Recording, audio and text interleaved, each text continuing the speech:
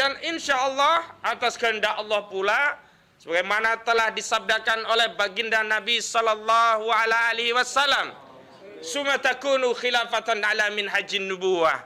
Bahwa kelak nanti pasti akan kembali khilafah, bukan khilafah ala Abbasiyah, bukan khilafah ala Umayyah, apalagi khilafah ala ISIS. Tapi yang dijanjikan oleh Rasulullah sallallahu alaihi wasallam khilafah apa? Khilafah ala minhajin nubuwah.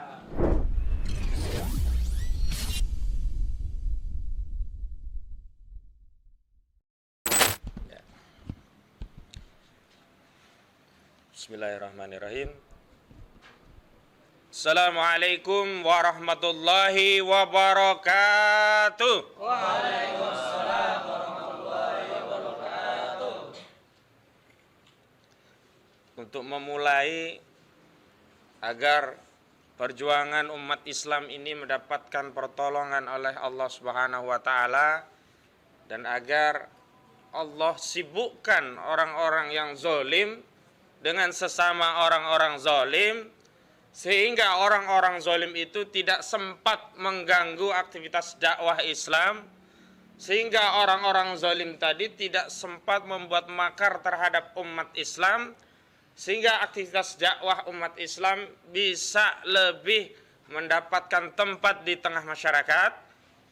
Saya mengajak kita semua untuk sholawat asigil ya. Nanti tolong diiringi ya hadrah kita. Hadrahnya namanya apa nih namanya? Ashabul Kahfi. Ya, baik. Dimulai siapa anunya? Di komando nih ya, langsung pakai itu enggak apa-apa. Asigil ya. 1 2 3. Allahumma sholli ala sayyidina Muhammad wa ashil li zalimin bil zalimin.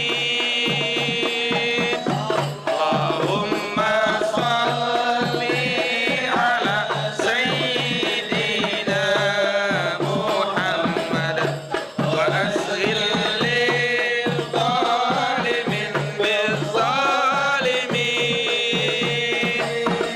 wa arijna min bainihim salimin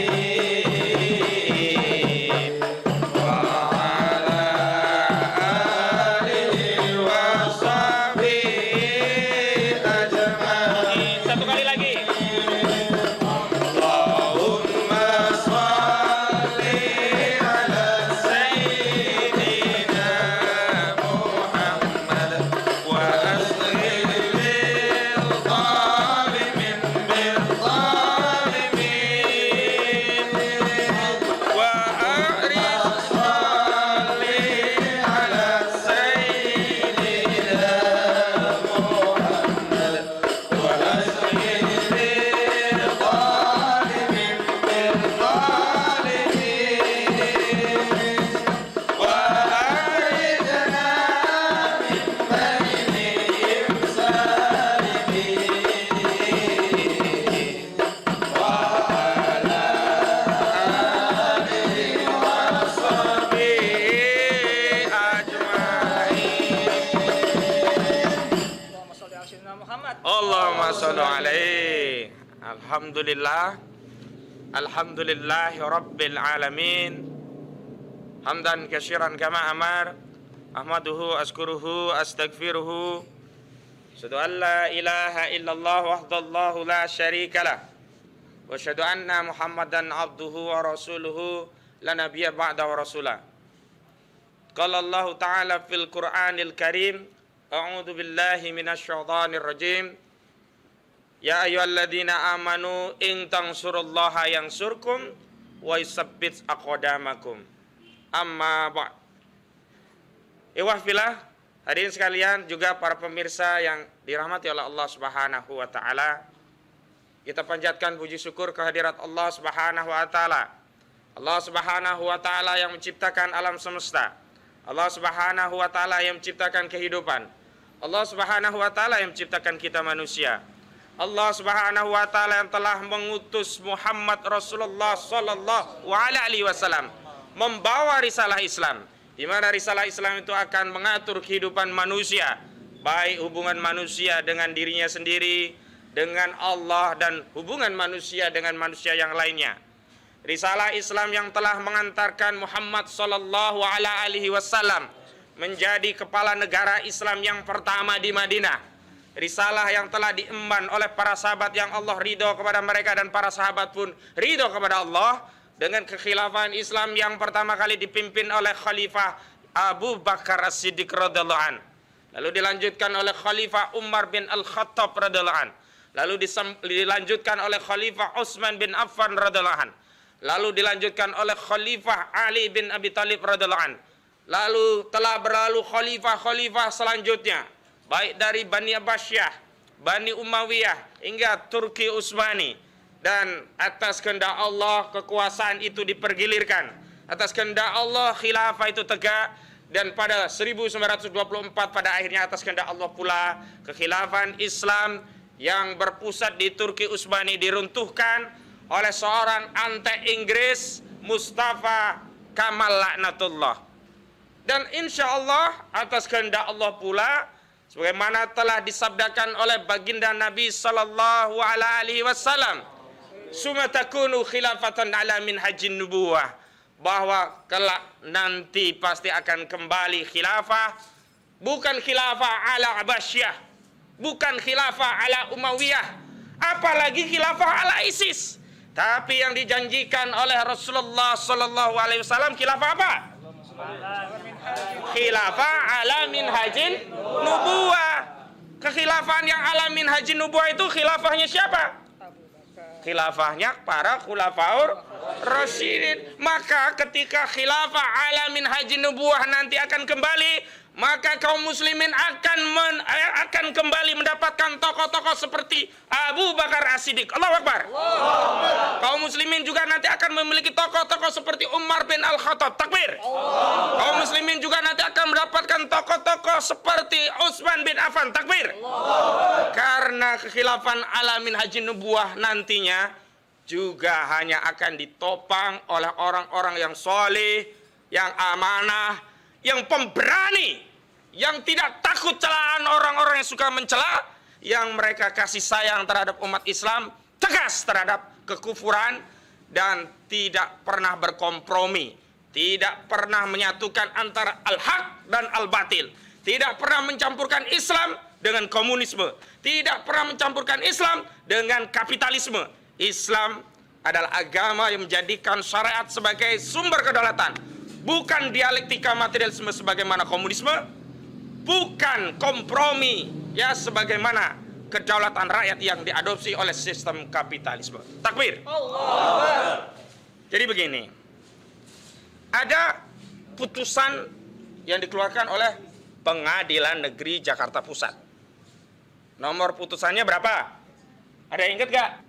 Tidak. Bukan gak ingat, emang gak tahu. Saya kasih tahu, mau nggak? Mau. Ya, putusannya itu nomornya 757 garis miring PDT.G garis miring 2022 garis miring PNJKTPST. Apa isi amar putusannya? Ada yang tahu nggak? Ada yang ingat nggak? Ya bukan nggak inget karena nggak tahu gitu ya. Mau dikasih tahu nggak? Jadi gugatan yang diajukan oleh Partai Prima ini ya, partai yang tidak lolos verifikasi, yang kemudian mengajukan gugatan ke Pengadilan Negeri Jakarta Pusat, itu ternyata gugatannya seluruhnya dikabulkan. Jadi apa amar atau putusan, isi putusan pengadilan itu? Yang pertama, mengabulkan gugatan penggugat untuk seluruhnya. Apa yang pertama? Mengabulkan gugatan penggugat untuk seluruhnya. Yang kedua, menyatakan Partai Prima sebagai partai yang dirugikan. Apa? Menyatakan Partai Prima sebagai partai yang dirugikan. Yang ketiga, menyatakan tergugat, yakni Komisi Pemilihan Umum, telah melakukan perbuatan melawan hukum. Apa? telah melakukan perbuatan melawan hukum. Yang keempat apa? Menghukum KPU untuk membayar ganti kerugian berapa? 500 juta rupiah. Itu duit atau pakai daun? Ada yang sudah pernah lihat uang 500 juta? 500 ribu? 500 perak? Sering. Nah, sering ya? 500 perak sering ya? Kadang beli permen ya kan? 500 perak bisa beli permen. Nah, kemudian putusan yang selanjutnya ini yang jadi perdebatan, yakni memerintahkan kepada tergugat, yakni Komisi Pemilihan Umum, untuk tidak melanjutkan tahapan pemilu dan melakukan tahapan pemilu sejak awal ya setelah 2 tahun 4 bulan dan 7 hari. Berapa waktunya? 2 tahun 4 bulan 7 hari. Ini maknanya apa? Tunda pemilu. Jadi lucu. Pengadilan Negeri Jakarta Pusat menyatakan tidak ada amar putusan yang menyatakan tunda pemilu. Mahkamah Agung ikut membela keputusan dari Pengadilan Negeri Jakarta Pusat. Baru kali ini saya melihat ada putusan dibela oleh seluruh lembaga peradilan, tetapi dicela, dikritik oleh seluruh rakyat. Jimli As-Siddiq meminta agar 3 hakim ini diperiksa dan dicopot, ya kan? Kemudian Hamdan Zuba juga mengatakan ini nggak ngerti ini. Jadi rata-rata mengatakan bahwa putusan pengadilan ini melampaui kewenangannya. Karena putusan perdata itu semestinya putusannya hanya mengikat secara perdata. Para pihak saja yang diikat. Harusnya yang terdampak hanya Partai Prima dan KPU. Tapi kalau KPU dia tidak melaksanakan, tidak melanjutkan tahapan pemilu dan melakukannya sejak awal setelah 2 tahun, 4 bulan dan 7 hari, yang terdampak Partai Prima saja atau seluruh partai politik? Seluruh partai politik atau juga seluruh rakyat? Jadi yang terdampak seluruh partai politik dan seluruh rakyat. Padahal ini putusan perdata. Ngaco apa ngaco nih hakimnya? Ngaco gitu loh. Ya wajar kalau PDIP ikut marah, Golkar ikut ngomel, Gerindra ikut mengkritik, semua partai mengkritik. PKS juga komplain. Kenapa? Karena hakikat dari putusan ini pasti terjadi penundaan pemilu. Nah, kalau penundaan pemilu sementara jabatan presiden itu harus berhenti per Oktober 2024. Kalau putusannya ini ingkrahnya September 2024, semama ya ada banding, dikuatkan, ada kasasi, dikuatkan. September 2024 inkrah. Berarti kan 2 tahun itu dihitung sejak September 2024. Berarti 2024 ditambah 2 tahun, 2000 berapa? 2026 tambah 4 bulan, tambah 7 hari. Lah 2 tahun 4 bulan 7 hari itu kan kosong kepemimpinannya. Lah siapa yang akan mimpin? Nah, maksudnya adalah agar bisa memperpanjang kekuasaan rejim Jokowi. Jadi maksudnya itu bukan sekedar tunda pemilu, agar kekuasaan yang hari ini senang ya, mereka menikmati kekuasaan, bisa melanjutkan kekuasaan tanpa perlu pemilu, tanpa perlu mengeluarkan duit, dengan dalih ada putusan pengadilan, kami akan mentaati putusan pengadilan, lalu bisa saja nanti dikeluarkan Perpu yang isinya menetapkan para pejabat yang memperoleh jabatan politik melalui pemilu tahun 2019 tetap sah, legal, dan konstitusional menjabati posisinya, menduduki posisinya sampai dilaksanakan proses pemilu selanjutnya. Siapa saja atau jabatan apa saja yang proses pengisiannya itu melalui pemilu 2019, anggota DPR, DPRD, baik tingkat kota, provinsi maupun kabupaten, anggota DPD, Dewan Perwakilan Daerah, dan apa? Presiden dan wakil presiden. Tapi saya mau tanya, kira-kira partai-partai tadi yang mengkritik itu jujur atau tidak jujur? Bisa saja tidak jujur. Kenapa? Lah kalau mereka nanti nggak perlu pemilu, tetap jadi anggota DPR, tetap memimpin DPR, tetap jadi anggota MPR, tetap menjadi anggota DPRD baik kota, provinsi maupun kabupaten. Terus mereka tetap punya menteri sesuai dengan porsi hari ini, tanpa perlu pemilu, tanpa perlu ngeluarin duit untuk Ya bagi-bagilah. Misalkan bagi-bagi kaos, bagi-bagi spanduk. Assalamualaikum. Masya Allah. Ini loh. Masya Allah. Waalaikumsalam. Fadal. Jadi kalau mereka bisa berkuasa kembali tanpa ikut pemilu, kira-kira senang apa senang sekali? Senang sekali. Jadi sebenarnya partai-partai belum tentu kalau tunda pemilu itu tidak setuju. Karena apa? Bisa saja mereka di belakang layar, ya, tidak di hadapan rakyat mereka sudah setuju karena mereka akan berkuasa kembali. Kira-kira siapa yang akan berontak? Akan menentang rakyat, tapi kekuatan rakyat seberapa? Paling banter seperti saat dulu katanya Pilpres curang 2019. Betah berapa hari di Bawaslu? Sehari, 2 hari, seminggu, sebulan, setahun? 3 hari. Lemah 3 hari pun udah loyo. Seperti kekuatan massa ketika menolak undang-undang Omnibus Law. Berapa kekuatan massa ketika itu? Sehari, 2 hari, sebulan, setahun? Loyo. Kira-kira aparat kita nanti akan mendukung pendemo atau mendukung kekuasaan? Kuasa. Terus kira-kira apa akan menang perlawanan rakyat? Tidak, saya jamin tidak gitu loh. Jadi di balik putusan pengadilan ini bukan hanya soal ini partai prima yang menggugat, bukan hanya seorang ansih 3 hakim yang memberi keputusan, tapi ada desain besar di balik ini. Jadi bukan hanya juga soal tunda pemilu, tapi ingin melanjutkan kekuasaan tanpa perlu modal. Jadi anggota DPR RI modal nyalek 6 miliar.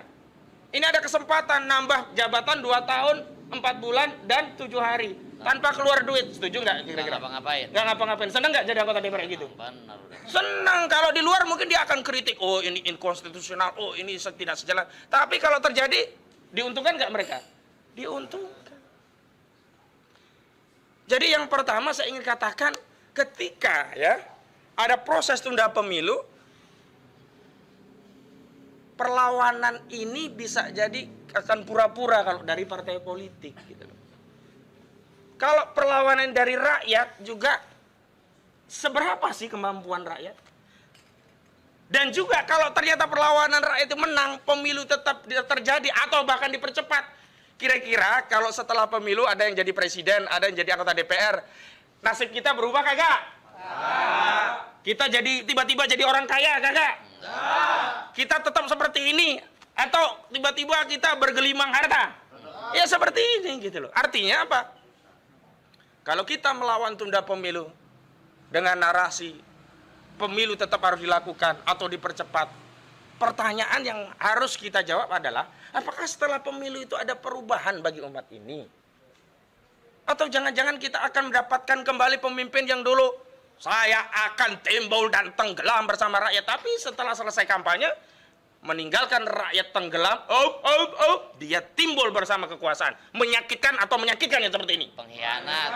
Banyak enggak yang seperti ini? Banyak. Jadi kita juga harus berpikir jernih, jangan juga kita rakyat mau hanya jadi tumbal partai politik. Kita yang disuruh lawan tunda pemilu, mereka yang dapat kekuasaan. Karena itu kita sebagai umat Islam harus memikirkan desain masa depan kita yang benar-benar berdasarkan kesadaran, bukan sekedar emosi sesaat. Kesadaran pertama apa? Kesadaran akan masalah. Kesadaran kedua apa? Kesadaran akan solusi. Kesadaran ketiga apa? Kesadaran akan jalan yang ditempuh untuk menyelesaikan masalah dengan solusi yang kita sadari itu. Nah hari ini masalah kita sebenarnya pemimpin atau sistem? Sistem. Kedua-duanya. Pemimpinnya juga tidak amanah, korup, sistemnya apalagi. Sehingga ada 2 hal yang harus kita persiapkan. Menyiapkan sistem yang amanah, yang adil, menyiapkan calon pemimpin yang amanah. Makanya Ustadz Salman kita persiapkan ini. Ya, biar tidak silau ya dengan tahta, harta dan wanita. Masya Allah. Nah kalau sudah begitu, apa sih masalah sistem yang ada di negeri ini? Sistem yang menjadi masalah adalah negeri ini diterapkan sistem demokrasi liberal, sistem sekularisme, sistem kapitalisme yang meletakkan kedaulatan dalam mengatur manusia di tangan rakyat. Kedaulatan di tangan rakyat itu benar atau benar? Salah. Yang punya kedaulatan itu Allah. Yang punya wewenang untuk memerintah dan melarang Allah. Yang punya wewenang untuk memberikan sanksi bagi pelanggaran perintah atau pelanggaran larangan itu Allah. Dari mana kita peroleh itu? Dari syariat yang bersumber dari wahyu. Wahyu itu bisa berupa Al-Quran, bisa juga sunnah. Juga bisa apa yang ditunjuk oleh keduanya berupa ijma' sahabat dan qiyas. Hari ini misalnya Allah Subhanahu wa taala telah berfirman dalam Al-Qur'an, wa halallahu bai'a wa harramar riba. Dan Allah telah menghalalkan jual beli dan mengharamkan riba. Kedaulatan rakyat hari ini apa? Mengharamkan atau menghalalkan riba? Menghalalkan. Nah, kita benarkan nggak menghalalkan riba ini? Tidak. Karena itu kita juga jangan tertipu dengan jargon-jargon kedaulatan di tangan rakyat, kedaulatan di tangan rakyat. Kita yang disuruh gerak. Begitu kekuasaan tumbang yang dapat kekuasaan orang lain. Dulu reformasi, siapa yang bergerak? Masyarakat, mahasiswa, rakyat. Yang dapat kekuasaan siapa? Ya mereka juga akhirnya. Nah yang sekarang, yang dulu reformasi, sekarang juga yang korupsi. Dulu kita mencita-citakan reformasi, begitu reformasi terjadi, ternyata sama baik. Parah. Nah yang kedua, kalau kita sudah tahu masalahnya adalah sistem yang sekuler, berarti harus ada alternatif. Alternatifnya apa? Islam. Masa sistem sekuler alternatifnya juga sekuler? Sistem yang sekuler yang meletakkan kedaulatan di tangan rakyat harus kita selesaikan dengan solusi apa? Sistem Islam yang meletakkan kedaulatan di tangan Allah. Karena sistem sekuler itu menimbulkan dampak apa? Perzinahan. Karena menurut sistem sekuler, perzinahan itu kebebasan. Orang murtad. Karena menurut sistem sekuler, orang yang murtad itu kebebasan beragama. Ya, kemudian menguasai kekayaan alam, tambang-tambang dikuasai korporasi. Kenapa? Karena menurut sistem sekuler, tambang-tambang itu asasnya kebebasan kepemilikan. Siapa punya duit bisa menguasai tambang. Kalau dalam Islam tidak. Semua yang ada di dunia ini terikat dengan dalil. Maka Allah telah menurunkan syariat dan mengatur kepemilikan. Ada yang namanya al-milkiyatul ammah, ada al-milkiyatul fardiyah, ada al-milkiyatul daulah. Al-milkiyatul ammah termasuk tambang tadi. Itu secara hukum menurut syariat itu tidak boleh dikuasai individu, swasta, korporasi, apalagi asing dan asing. Hari ini siapa yang menguasai? Bukan hanya asing, termasuk korporasi pribumi. Misalkan batu bara kita, itu per tahun kekayaan dari batu bara itu totalnya kita dapat sekitar 3.007 triliun. Berapa? 3.007 triliun. APBN kita berapa? 3.000-an. Cuman 2.300-an triliun. 2.300 triliun kalau kita punya tambang batu bara 3.007 triliun kira-kira ketutup nggak? Ketutup. Perlu ngambil pajak nggak? Perlu nggak ada orang-orang seperti Rafael Alun Trisambodo? Perlu nggak kita marah-marah karena uang pajak kita untuk beli Rubicon? Perlu nggak kita marah-marah uang kita dibelikan Harley Davidson? Nggak perlu, karena nggak ditarik pajak. Karena APBN cukup dibiayai dari harta milik umum, diantaranya dari batu bara. Tapi siapa sekarang yang menguasai batu bara? Oligarki. Baik oligarki internasional maupun oligarki dalam negeri. Dikuasai Abu Rizal Bakri, dikuasai Erick Thohir, Boy Thohir, Luhut bin Sarpanjaitan. Siapa lagi? Hasim ada sedikit. Prabowo Subianto. Mereka ini taipan-taipan tambang batu bara yang mereka tinggal ngeruk, modalnya cuma ngeruk batu bara itu. Padahal batu bara itu siapa yang bikin batu bara? Apakah Erick Thohir yang nanam batu bara, disirami, tumbuh, kemudian berbuah lebat batu baranya, terus dia bilang ini batu bara milikku? Kalau itu dia, ya barang itu al-milkiyatul fardiyah, misalkan nanam duren, tumbuh, kemudian durennya itu lebat, boleh itu. Ustaz Salman mengatakan itu duren saya, karena al-milkiyatul fardiyah. Syariat telah memberikan izin kepada Ustaz Salman ketika punya tanah nanam duren, durennya itu milik Ustaz Salman. Kalau saya ngambil duren tanpa izin Ustaz Salman, namanya mencuri. Haram.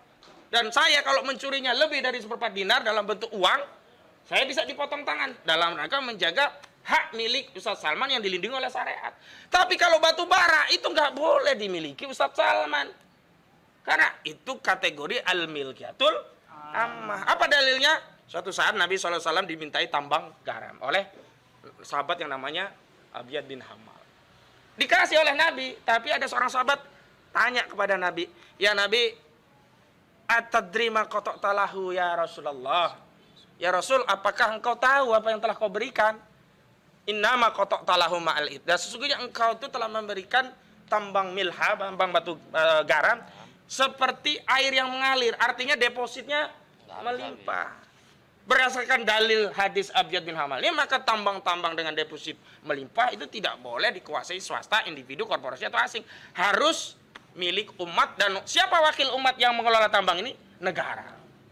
Dan negara nanti menggunakan hasil tambang itu untuk kesejahteraan umat, untuk memenuhi kebutuhan sandang, pangan, papan, kesehatan, pendidikan, keamanan, nambah istri Ustaz Salman. Kalau ada anggaran lebih boleh.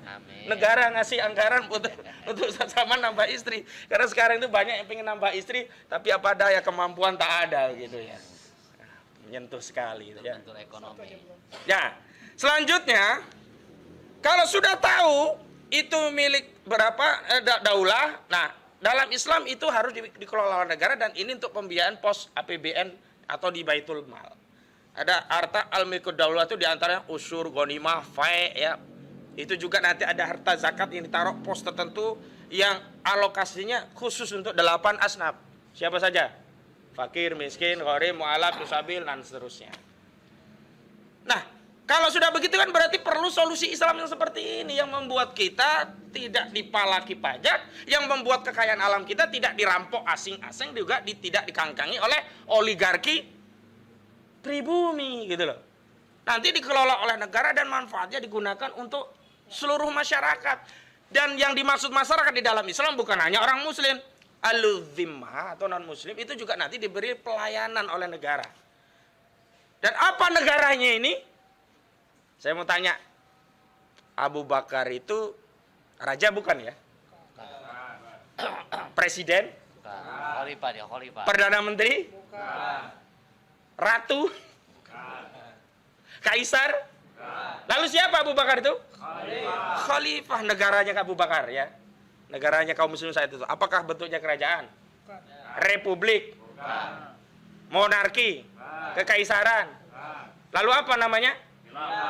Nah, karena itu hari ini itu solusi umat itu adalah khilafah. Dan khilafah itu ajaran Islam. Saya ingin tegaskan tidak ada satupun pasal dari peraturan perundang-undangan atau kita sebut dengan regeling yang melarang khilafah. Nggak ada. Sebutkan pasalnya. Nggak ada. Dan tidak ada satupun keputusan badan atau pejabat tata usaha negara yang menyatakan khilafah ajaran terlarang. Tidak ada satupun besiking. Dan tidak ada satupun putusan pengadilan berselisih yang menyatakan khilafah sebagai ajaran terlarang. Tidak ada, saya jamin. Karena itu mendakwahkan ajaran Islam khilafah adalah hak konstitusional setiap warga negara, khususnya umat Islam. Karena mendakwahkan khilafah, selain itu bagian dari kemerdekaan menyampaikan pendapat yang dijamin dalam pasal 28 Undang-Undang Dasar 1945 yang menyatakan negara kita ini ya menjamin kemerdekaan berserikat, berkumpul, dan menyampaikan pendapat. Yang kedua, dijamin karena mendakwahkan khilafah itu adalah bagian dari ibadah. Di dalam ketentuan pasal 29 Undang-Undang Dasar 1945, negara menjamin kebebasan beragama dan menjalankan ibadat sesuai dengan keyakinannya. Umat Islam punya keyakinan nggak dakwah itu wajib atau tidak? Dakwah itu ibadah bukan? Mendakwahkan khilafah ibadah bukan? Berarti menjalankan ya dakwah khilafah itu adalah bagian dari ibadah sesuai dengan keyakinan umat Islam. Dijamin. Lagi pula, tidak ada satupun kerusakan di bumi ini termasuk di negeri ini yang disebabkan oleh khilafah. Saya mau tanya, Senturi yang korupsi khilafah atau bukan? Saya mau tanya, BLBI yang korupsi khilafah bukan? Saya mau tanya, yang terlibat Jiwasraya, Asabri itu khilafah bukan? Saya mau tanya, yang bunuh Joshua itu khilafah bukan? Saya mau tanya, yang punya Rubicon, yang punya Harley Davidson, yang menganiaya David itu khilafah bukan? Lalu apa salah khilafah? Kenapa kita ditakut-takuti dengan khilafah? Padahal khilafah itu ajaran Islam. Nanti sebentar lagi Ramadan, para khalifahnya kita sebut dalam sholat sunnah malam kita setiap Ramadan atau tarawih kita begitu. Karena itu saya mengimbau kepada seluruh umat Islam, jangan ragu-ragu untuk mendakwakan khilafah. Asal mendakwakannya dengan pemikiran tanpa kekerasan.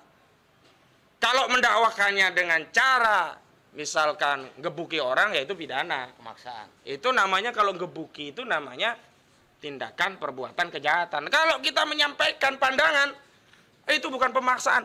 Ustadz menyampaikan pandangan kok berkali-kali dengan penuh keyakinan, dengan penuh argumentasi. Itu kan pemaksaan. Bukan. Pendapat yang argumentasinya kuat, yang tidak bisa dibantah, itu bukan pemaksaan. Itu namanya kebenaran. Kalau Anda tidak mau kebenaran khilafah ajaran Islam, datangkan argumentasi bahwa khilafah bukan ajaran Islam. Tapi kalau Anda tidak memiliki dalil bahwa khilafah itu bukan ajaran Islam, lalu Anda terpaksa menerima argumentasi khilafah adalah ajaran Islam, itu bukan karena dipaksa. Karena memang khilafah ajaran Islam itu adalah kebenaran. Jangan kemudian kalah dialog, kalah diskusi, kalah debat, lalu inti maksa-maksa. Nggak ada yang maksa. Nggak ada. Itu Anda aja mungkin apa ya namanya, nggak biasa diskusi, apa kesemutan gitu loh. Mungkin kalau harddisk itu cuman berapa giga gitu loh isinya. Jadi cepat berasap gitu loh. Diskusi khilafah sebentar berasap gitu. Alergi gitu. Keluar asap dari kepalanya gitu kan.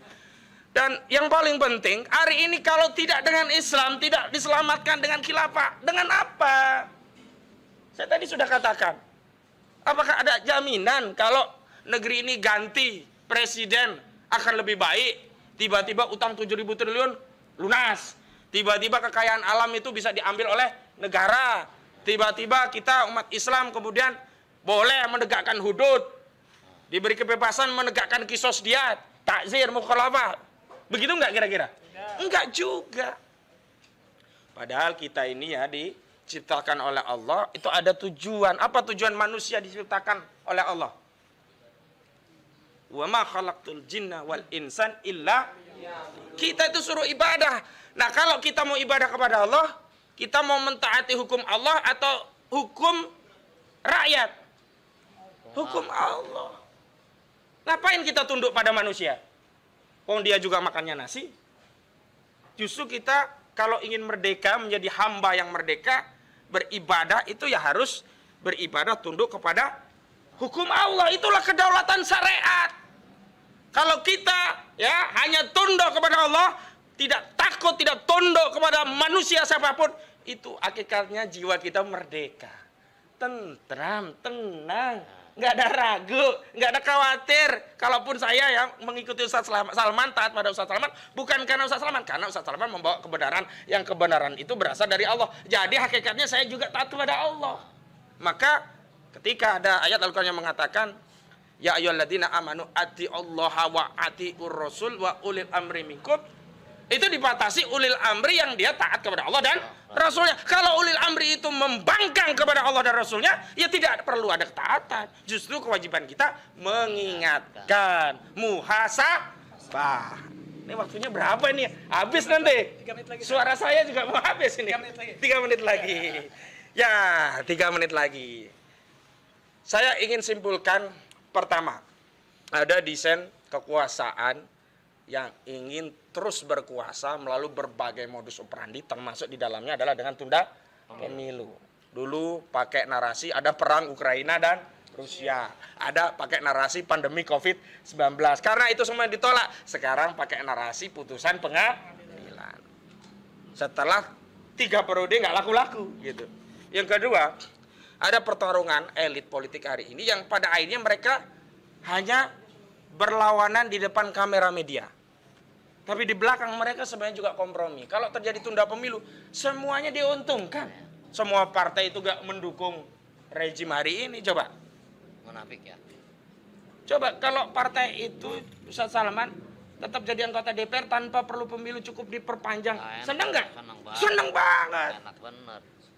Karena itu kita jangan mengukur bahwa putusan ini banyak yang menentang dari partai-partai, tapi kita harus lihat kepentingan partai itu sesungguhnya apa? Kekuasaan. Kalau mereka bisa berkompromi dengan kekuasaan, ujung-ujungnya disetujui juga gitu. Yang ketiga, meskipun begitu kita jangan kemudian melakukan perlawanan hanya untuk ansih pemilu atau tidak, tunda atau tidak. Jangan, rugi kita.